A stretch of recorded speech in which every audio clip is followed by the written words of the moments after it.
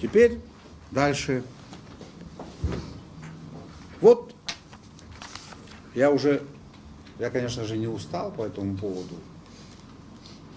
Этот документ сюда в общественную палату был направлен? Нет.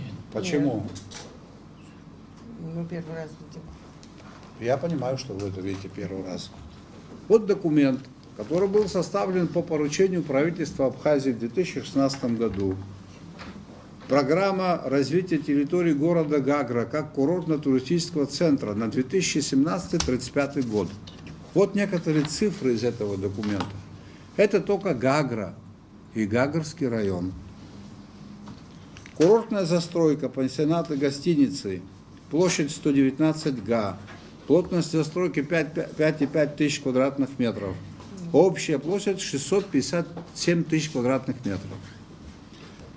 Многоквартирная застройка, жилая застройка, апартаменты, так написано здесь, 60 гектаров, 452 тысячи квадратных метров. Итого, в общем, туристическая отрасль 1 миллион 405 тысяч квадратных метров должны были, если бы это получилось, построить только в Гагре. Этим занимались специалисты, Институт урбанистики, с соблюдением экологических требований, норм, с тем, чтобы антропологическое воздействие человека на природу было не критичным. Это только в рамках одного района. Но этот документ ни у кого никакую критику не вызвал вообще.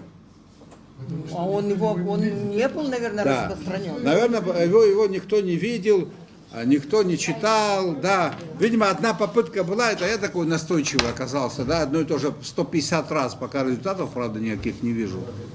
Видимо, одну попытку сделали, и все разошлись и ушли. Я этот документ, уважаемые коллеги, это неплохой документ, это профессионально подготовленный документ.